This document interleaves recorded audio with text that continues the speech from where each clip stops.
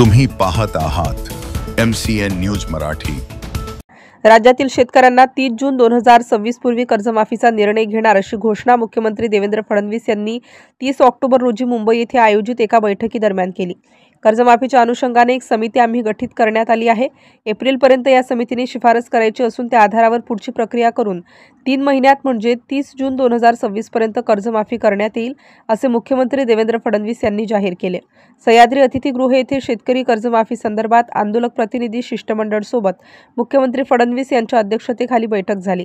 या बैठकीत उपमुख्यमंत्री एकनाथ शिंदे, उपमुख्यमंत्री अजित पवार, मंत्री चंद्रशेखर बावनकुळे, मंत्री दत्ता मामा भरणे, मंत्री गिरीश महाजन, मंत्री राजकुमार रावल, राज्यमंत्री ॲडव्होकेट आशिष जयस्वाल, राज्यमंत्री डॉक्टर पंकज भोयर, मुख्य सचिव राजेश कुमार, शेतकरी आंदोलक शिष्टमंडळातील प्रतिनिधी, माजी राज्यमंत्री बच्चू कडू, खासदार राजू शेट्टी, माजी मंत्री महादेव जानकर, वामनराव चटप, रविकांत तुपकर, सचिव आणि आयुक्त, वरिष्ठ अधिकारी उपस्थित होते। नैसर्गिक आपत्तींमुळे संकटात असलेल्या शेतकऱ्यांच्या खात्यात आता पैसे देणे आवश्यक आहे, कारण तसे केले नाही तर रब्बीची पेरणी त्यांना करता येणार नाही। म्हणून आता 32,000 कोटींच्या पॅकेज वितरण याला प्राधान्य आहे।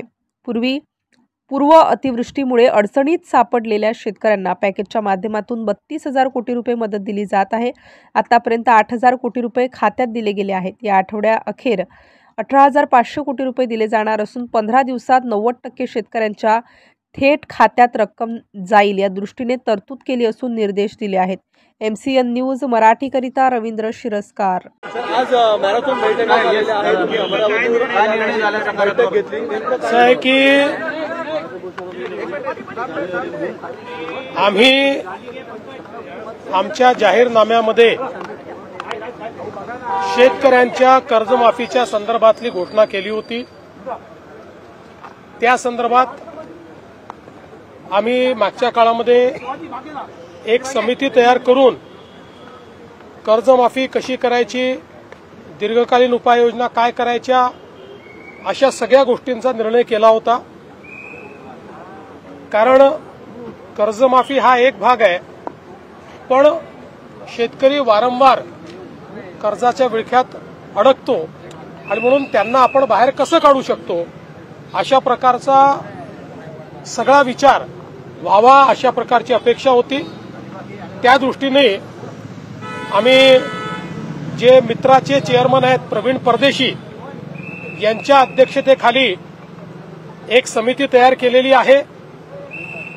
ही समिती कर्जमाफीच्या संदर्भात कशा पद्धतीने ती करता येईल, त्याचे निकष काय असतील, भविष्यात शेतकऱ्यांना आपल्याला कर्जाच्या विळख्यातनं बाहेर कसं ठेवता येईल किंवा थकीत कर्जात तो जाणार नाही याकरता काय उपाययोजना करता येतील या सगळ्या बाबींवर निर्णय करेल।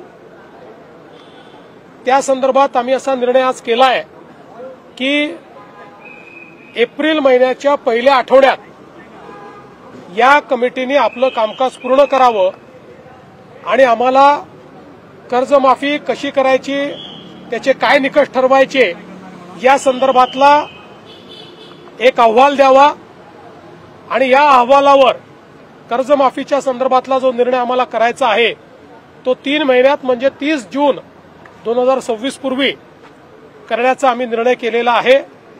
त्यामुळे आता सगळे टप्पे आम्ही या ठिकाणी ठरवलेले आहेत। सगळ्या नेत्यांशी आमची चर्चा झाली, अतिशय सकारात्मक चर्चा झाली।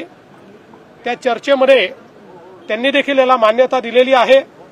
आम्ही त्यांना समजावून सांगितलं की आम्ही पहिल्या दिवशीपासून कर्जमाफीच्या बाजूचे आहोत, आम्ही दिलेलं आश्वासन पाळू हेच सांगितलेलं आहे। पण आता लगेच शेतकऱ्यांना त्यांच्या खात्यात पैसे देणं गरजेचं आहे। कर्जाची वसुली जून महिन्यात होणार आहे आणि आता जर आपण शेतकऱ्यांच्या खात्यामध्ये पैसे दिले नाहीत तर शेतकरी रबीचा पेरा देखील करू शकत नाही आणि म्हणून पहिल्यांदा तात्काळ शेतकऱ्यांना जे त्यांच्या खात्यात पैसे दिले पाहिजे त्याची सगळी तरतूद आम्ही केलेली आहे आणि ते पैसे आता शेतकऱ्याच्या खात्यामध्ये जाणं सुरू झालेलं आहे। जवळपास आज आम्ही अंदाज घेतला तर जवळपास 8,500 कोटी रुपये रिलीज झाले आहेत। त्यातले 6,000 कोटी प्रत्यक्ष खात्यामध्ये गेले आहेत आणि पुढच्या 2 दिवसात उरलेले पैसे जाणार आहेत। अजून 11,000 कोटी रुपये हे काल आम्ही जे कॅबिनेटला परवा मान्य केले तेही आता येत्या 2 ते 3 दिवसात रिलीज होणार आहेत आणि तेही शेतकऱ्यांच्या खात्यामध्ये जातील आणि अजून 1,500 कोटीची आम्ही प्रोव्हिजन केलेली आहे. त्यामुळे आता शेतकऱ्यांच्या खात्यामध्ये पैसे जाणं हे महत्वाचं आहे. ते आम्ही जाणं सुरू केलेलं आहे आणि माझा अंदाज आहे की पुढच्या 15 ते 20 दिवसात 90% शेतकऱ्यांच्या खात्यात हे पैसे पोहोचून जातील. 10% कदाचित अनेक वेळा आम्हाला अनुभव खात्याच्या अडचणी असतात, त्या जाऊन सोडवाव्या लागतात, मल्टिपल खाती असतात, अशा प्रकारच्या गोष्टी असतात. त्यामुळे तेही आम्ही त्यांचेही जे बाकी 10% आहेत त्यांचेही आम्ही त्या ठिकाणी पूर्ण करू. आणि फॉर्च्युनेटली याला कुठली आचारसंहिता नसते, त्यामुळे आचारसंहिता लागली तरी ही मदत त्यांच्या खात्यामध्ये जाऊ शकते. त्यामुळे आम्ही त्यांना समजावून सांगितलं की पहिल्यांदा ही मदत देणं हे महत्वाचं आहे. त्यामुळे ती मदत आम्ही देऊ आणि मग ही जी काही कमिटी आम्ही केलेली आहे या कमिटीचा रिपोर्ट घेऊन त्याच्या आधारावर आम्ही ही कर्जमाफी करू. आणि त्याला त्यांनीही सकारात्मक अशा प्रकारची भूमिका त्याच्यावर घेतलेली आहे. त्यामुळे आता या संदर्भातले टप्पे आम्ही ठरवलेले आहेत. कृषी उत्पादकांना योग्य हमीभाव मिळावा अशी मागणी घेतली. कृषी उत्पादकांना योग्य हमीभाव मिळावा. 6 जून वगैरे अशी कुठली तारीख नाही आहे. तारीख मी सांगितली तीच आहे. 30 जून पूर्वी करू. कृषी उत्पादकांना योग्य हमीभाव मिळावा अशी देखील मागणी शिष्टमंडळाकडे करण्यात आली. निश्चितपणे आम्ही त्यांना सांगितलं की आम्ही कृषी मालाच्या खरेदीकरता खरेदी केंद्र सुरू केलेले आहेत. त्याचे आकडेही आम्ही सांगितले. तिथे नोंदणी पण आपली सुरू झालेली आहे. आणि आम्हीही विनंती केली आणि आम्ही त्यांना सांगितलं की सगळ्या शेतकरी नेत्यांनी विनंती करावी की कोणीही हमीभावाच्या खाली व्यापाऱ्यांना विकू नये. व्यापारी जर हमीभाव देत असेल तर व्यापाऱ्याला द्यावं, व्यापारी हमीभाव देत नसेल तर आपल्या केंद्रांवर आणून त्यांनी ते विकावं, अशा प्रकारची आम्ही. सीएम सर आज मुंबईमध्ये 17 मुलांना ओलीस धरणाऱ्या एका व्यक्तीचा, रोहित आर्य नावाच्या व्यक्तीचा एन्काउंटर करण्यात आलेला आहे पवईमध्ये. काय तपशील आहे या घटनेविषयी? याचा सगळा तपशील पोलिसांनी आपल्याला दिलेला आहे. अतिशय विक्षिप्तपणे ज्या प्रकारे त्यांनी बोलून आणि मुलांना ओलीस धरलं, मी खरोखर पोलिसांचं अभिनंदन करेन की पोलिसांनी नीट ऑपरेशन त्या ठिकाणी केलं आणि त्या ऑपरेशनमध्ये अर्थातच त्याचा मृत्यू झालेला आहे. पण सगळ्या मुलांना सुखरूप पोलिसांनी बाहेर काढलेलं आहे. आता त्यातल्या ज्या काही गोष्टी आहेत त्याचं इन्व्हेस्टिगेशन सुरू झालेलं आहे. त्यामुळे संपूर्ण इन्व्हेस्टिगेशन झाल्यावरच बाकी गोष्टी सांगता येतील. आंदोलन मागे घेतलं जाणार का? बघा आता त्यांचं समाधान झालंय की नाही हे तुम्हाला सांगतील. आम्हाला असं वाटतं त्यांचं समाधान झालंय, पण त्यापेक्षा आम्हाला महाराष्ट्रातल्या शेतकऱ्याचं समाधान करणं हे जास्त महत्वाचं वाटतं. ते करण्याचा आम्ही प्रयत्न करू. खूप मोठा निर्णय आहे. खूप मोठा निर्णय आहे. पण सरकारवर आधीच थोडासा आर्थिक बोजा देखील आहे, तर कसं सॉर्ट आउट आहे. आता हे खरंच आहे की आर्थिक बोजा मोठा आहे, सरकार आर्थिक अडचणीत आहे. पण जसं आता आर्थिक अडचणीत असतानाही आपण आजपर्यंतची सर्वात मोठी मदत ही अतिवृष्टीमध्ये यावेळेस केली आहे. मार्ग काढू आता त्यातनं काहीतरी.